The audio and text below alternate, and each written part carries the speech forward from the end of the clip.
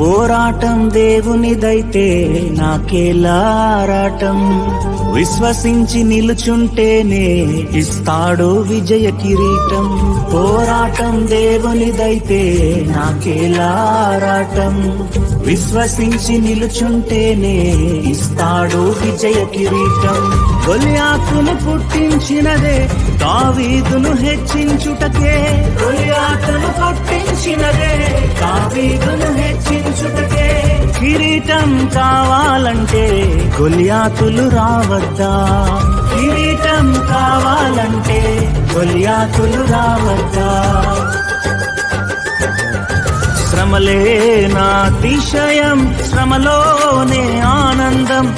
శ్రమలయందే ఉత్సాహం, విశ్వాసమే నా బలం. శ్రమలే